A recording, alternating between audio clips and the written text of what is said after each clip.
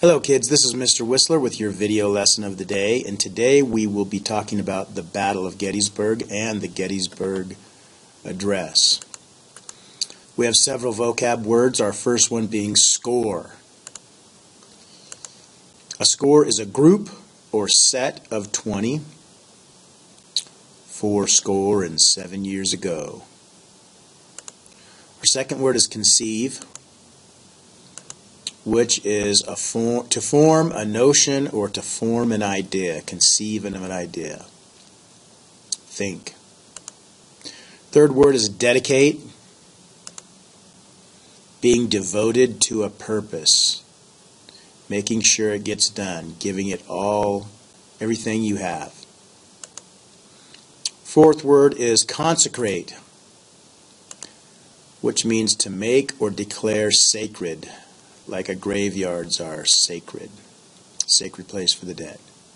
And then our last word is hallow, which means to honor as holy. All right, McClellan, as you know, got fired after Antietam when he refused yet again to follow Lincoln's orders and pursue Lee and destroy his army. And Lee put Ambrose Burnside in charge, and he was now the commanding general. And Burnside's first battle as commanding general was the Battle of Fredericksburg. And so on December 13th, 1862, Burnside and the Union Army had 114,000 troops. Lee and the Confederates only had 72,000, but they were entrenched on all three hills outside of town. Now remember, if you have the high ground, you have the advantage, which the Confederates did in this situation. The Union, under Burnside, made 3 attempts to take the hills and failed all 3 times. Thousands of Union troops lay dead all over these hills. Kind of reminded me of the Battle of Bunker Hill, except for it was the British who were laying dead all over the hill. Burnside retreated, and the South won the most lopsided battle of the war. Burnside was devastated by his failure. So he was commanding general for one battle. He got a lot of people killed. He lost the battle, and he was so distraught over this battle that he just quit. So the North continues to lose, and it's mostly because of the ineptness of their commanders. So then Lincoln appoints Joseph Hooker as the Union commanding general.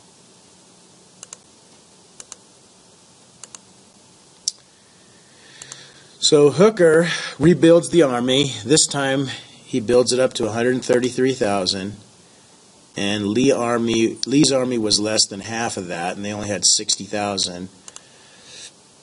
And in May of 1863, Hooker started to attack Lee at Chancellorsville. But Lee split his army, counterattacked, and forced Hooker to retreat. All these generals that are leading the Union Army are not as good as Lee, and he outsmarts them at every turn. After several days of fighting, Lee wins the battle, but he lost one of his best generals, Stonewall Jackson. So Stonewall Jackson falls at Chancellorsville. After Lee had won, now this is what happened. After Lee had won the day, Jackson decided to ride in front of his lines to see if they could continue the attack under the moonlight. So he went up to the front to check things out. And on his way back, the Confederates, his soldiers, thought Jackson's scouting party were Union troops, and they fired at him. So Jackson's own Southern troops, Confederate troops, fired at him accidentally. And Jackson got hit, and he got wounded in the arm. Now these bullets out of these muskets do a lot of damage, and when they hit bone, they don't just break it, they shatter it. So That's why so many limbs, arms, and legs had to be amputated. And that was the case with Stonewall Jackson. Ouch, my arm! So Jackson loses his arm, and it probably would have been okay, but he got pneumonia, and with the arm and the pneumonia, it was too much for him to handle, and he dies like a week later. This was a huge, huge loss for the South. Now, what's interesting about this is Jackson himself was buried in Lexington, Virginia, but his arm was buried at Chancellorsville, and they have a headstone for his arm, and they have a headstone for his body. So it's kind of interesting. Now, after the victories at Fredericksburg and Chancellorsville, Lee decided to invade the North again and to try to convince Britain and France to help them.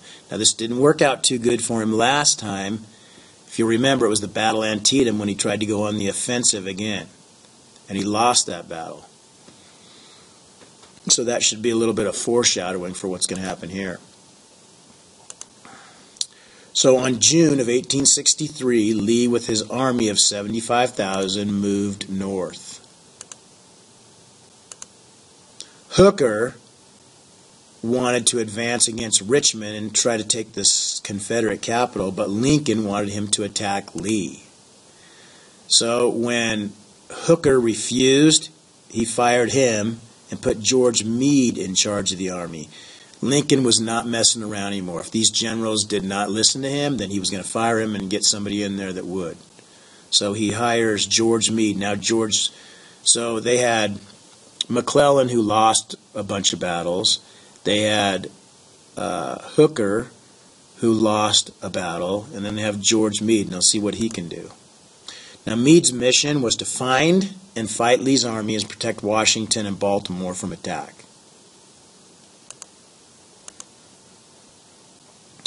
On June 1st, 1863, Lee's army went into Pennsylvania, a town called Gettysburg. This is an overhead shot of Gettysburg today. And they were looking, the Southern Army was in a bad way. Their uniforms were all ragged and tattered, and their shoes were all worn out. A lot of them didn't even have shoes. They were barefooted. So they went into town looking to see if they could get some supplies and shoes for the army. Well, the Union cavalry was out and about, and they just happened to be in the area, and they decided to ride into Gettysburg, and they accidentally, the Union cavalry, a small force, rides up, almost runs right into the whole Confederate army. Well, they have a little battle. They're outnumbered. The Northerners fought hard to keep the town, but had to retreat to a ridge of hills outside of town. So the next day, the Confederates attack the Union soldiers on these hills outside of town. But the counterattack saved the Union Army. Now, this was called the wheel maneuver. And basically, the whole left side of the Union lines, right at a key moment, kind of just wheeled around and tried to flank the Southerners, and they weren't ready for this maneuver, and this saved the day because the Union Army was about to break. So on the third and final day of the battle, Lee decided to charge the Union position. Now, this was one of the few mistakes that Lee made, and it was a huge one. So they had 14,000 Confederate soldiers, and they had to march half a mile across an open field, and this was called Picketts Charge. And it was almost a suicide mission. Here's a painting of it. You can see all the Confederate soldiers here. You can see all the Union soldiers up here high on this hill, and they have to march all the way across here until they get to them. Well, they have a bunch of cannon up on this hill, and they're going to get blasted, plus these guys are going to be shooting them. There's no cover, and they can't go very fast. They're just going to get wiped out, and they know it. They were easy targets for the Union guns, and only 7,000 returned. So in this little Picketts Charge, they lost half their force. Lee was devastated by what had happened. He knew he made a mistake. He actually cried, and he said, "It's all my fault." Lee's army retreated back into Virginia. So the 2 times that they did go on the offensive, they lost both times. And Lee had been pretty successful on his own ground. Gettysburg turned out to be the turning point of the war, because from this point on the Union began to win. Now, on November 19th, a little while after this battle, in 1863, President Lincoln gave a 2-minute speech dedicating the battlefield as a cemetery for the soldiers that fought there. And his speech became known as the Gettysburg Address, and he really expressed what the war had come to mean. A little side note. This is one of the most famous speeches in American history. And Lincoln, like many presidents, have people that write speeches for him. But he was reading the speech and he didn't like it, so on the way there he took out a napkin and wrote his own speech. And it turned out to be one of the greatest speeches in American history. So here's the Gettysburg Address. 87 years ago, our fathers brought forth on this continent a new nation, conceived in liberty and dedicated to the proposition that all men are created equal. Now we are engaged in a great civil war, testing whether that nation or any nation so conceived and so dedicated can long endure. We are met on a great battlefield of that war. We have come to dedicate a portion of that field as a final resting place for those who here gave their lives that that nation might live. It is altogether fitting and proper that we should do this. But in a larger sense, we cannot dedicate, we cannot consecrate, we cannot hallow this ground. The brave men living and dead who struggled here have consecrated it far above our poor power to add or detract. The world will little note nor long remember what we say here, but it can never forget what they did here. It is for us, the living, rather, to be dedicated here to the unfinished work which they who fought here have thus far so nobly advanced. It is rather for us to be here dedicated to the great task remaining before us, that from these honored dead we take increased devotion to that cause, for which they gave the last full measure of devotion, that we here highly resolve that these dead shall not have died in vain, that this nation under God shall have a new birth of freedom, and that government of the people, by the people, for the people, shall not perish from the earth.